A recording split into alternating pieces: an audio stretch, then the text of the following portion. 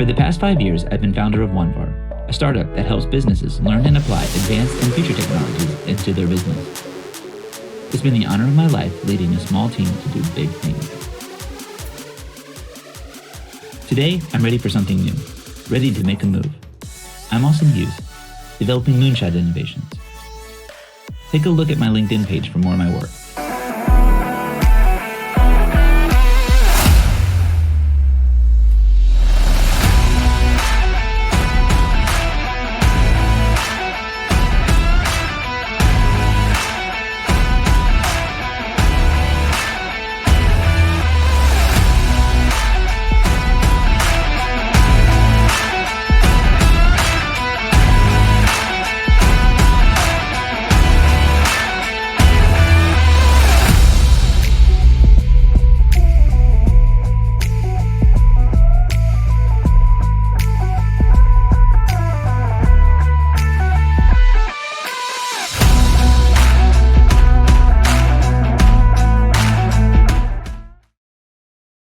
I'm Sakshi Sanjeev, and today I will be speaking with Mr. Austin Hughes.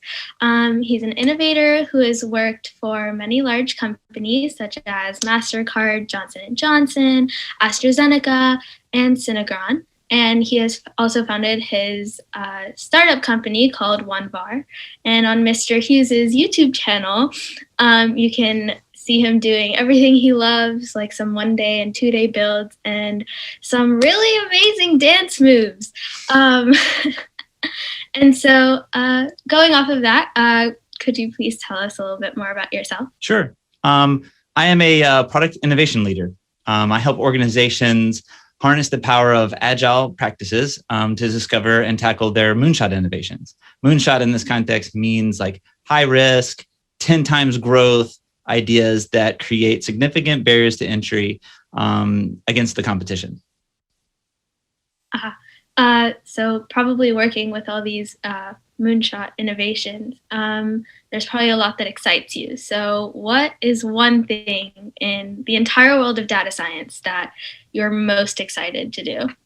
Okay.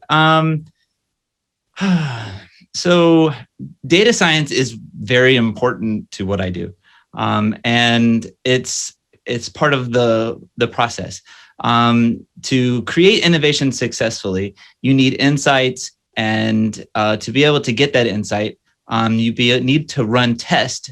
And specifically to run tests, you need to have hypotheses about some of the innovations. So what my company does is we help companies create a backlog of innovations, and we need to decide which one of those innovations will be profitable if it went production. So we'll come up with hypotheses about these and think through what can we test about these to create learnings. We'll run those tests, we'll get the data back from that, and then we'll be able to reposition that innovation in a different process throughout the whole timeline of getting an innovation to success. But what excites me about data science is that machine learning is expediting that and making it quicker. One of the great things that you can do to create a competitive advantage is just to be the first to market.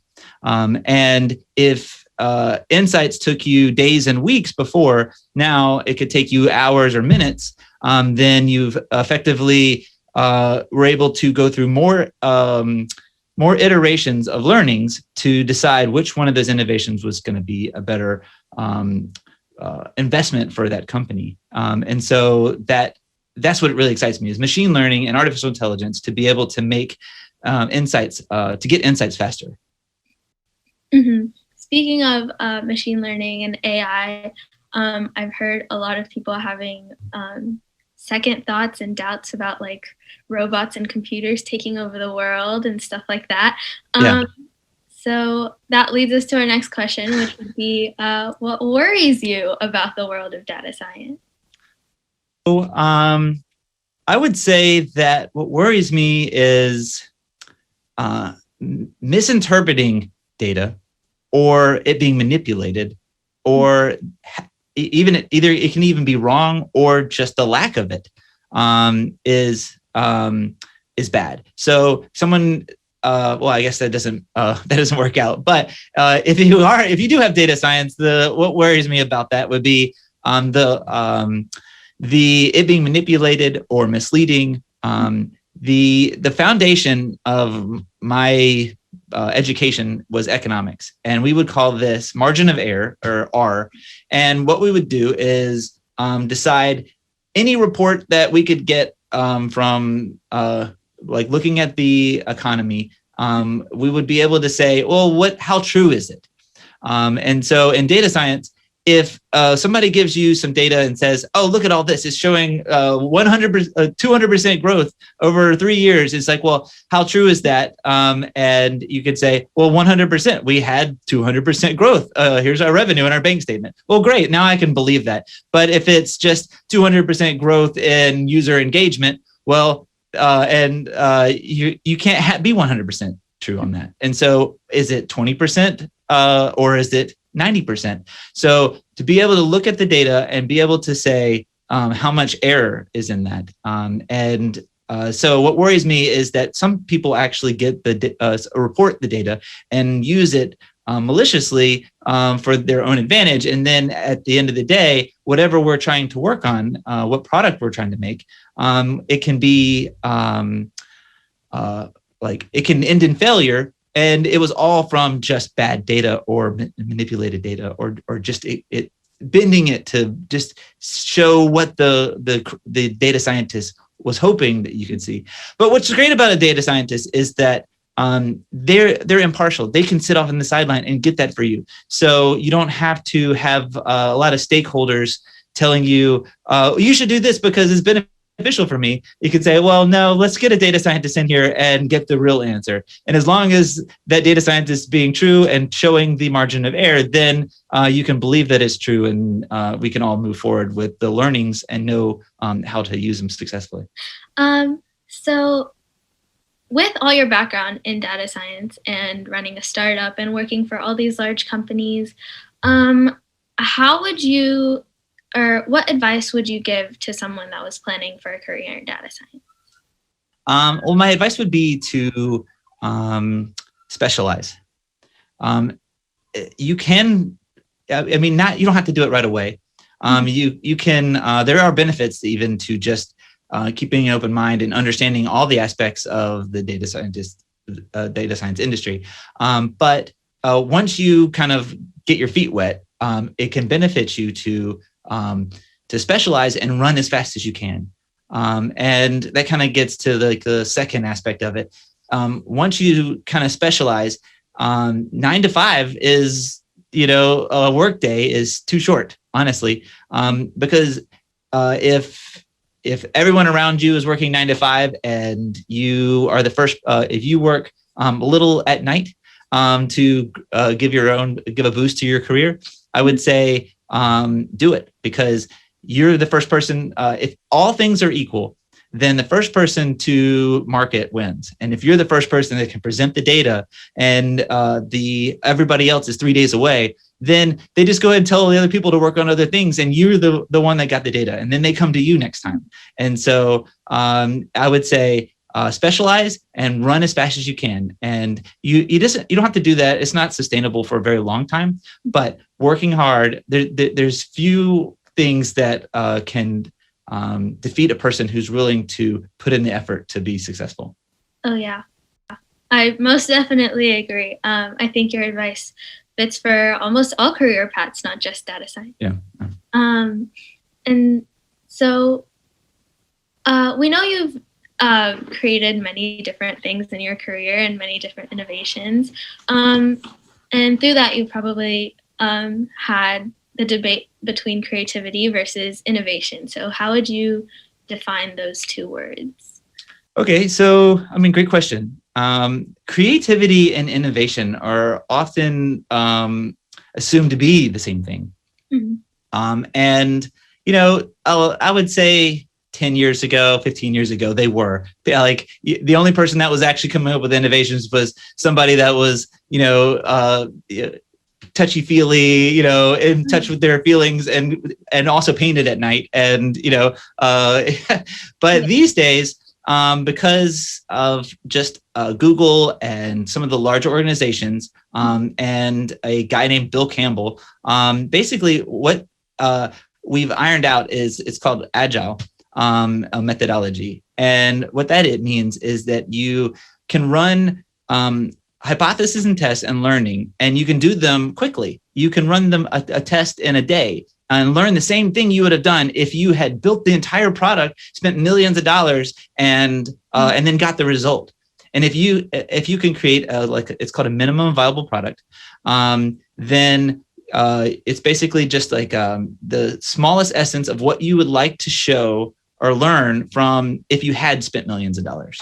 And if you can learn those insights and get the data for it, then you can create the innovation and get that innovation to fruition. And so the process goes, have a create a business model, and let's say we create like Amazon, and they're delivering products to your door, and their key partners are maybe UPS. They used to be, maybe not so much anymore. They have their own delivery system now.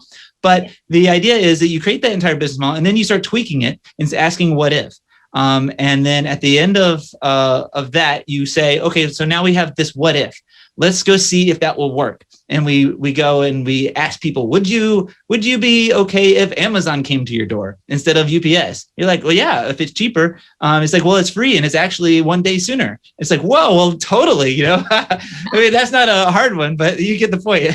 Yeah. So if that's an innovation, and it didn't take a lot of creativity to be able to do that, right? So so sometimes innovation can be creative, and often creativity helps. One of the things that creativity, great thing about creativity is those people are willing to pursue things that other people were not willing to pursue longer, because they see the benefits, and it didn't need a whole bunch of data to be able to pursue that vision. They see it in their head, and they go after it. And so sometimes things that might have just been dead ends to other people, they kind of put a little bit of extra time in, maybe after 9 to 5, and to really understand, like to flesh it out, and then bring it back in. And so often creative people are usually the ones that are in the room also when innovation is happening,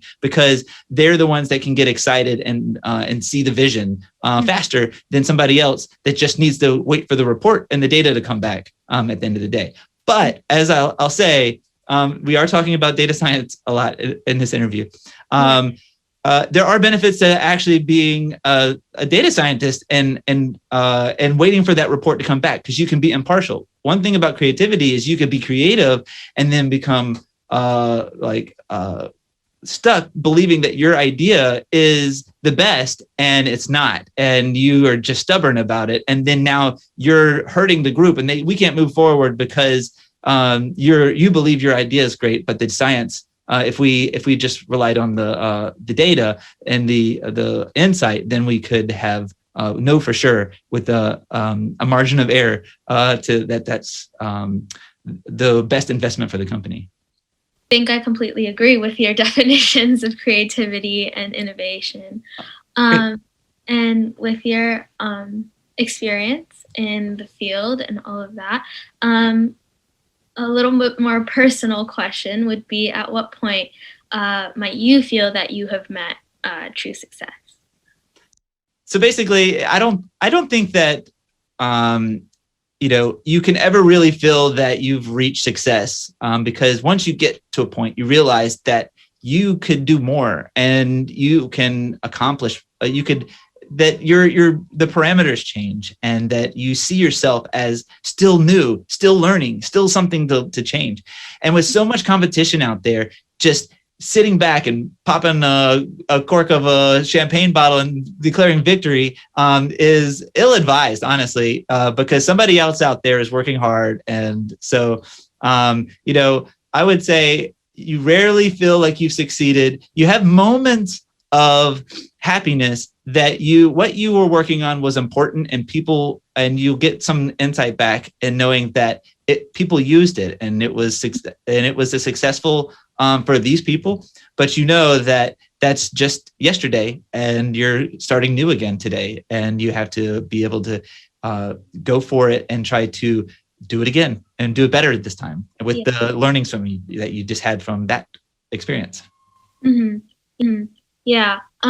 I think in a changing world, it is their ever-changing world, always changing world, it is very hard to set a point to define when someone's met success.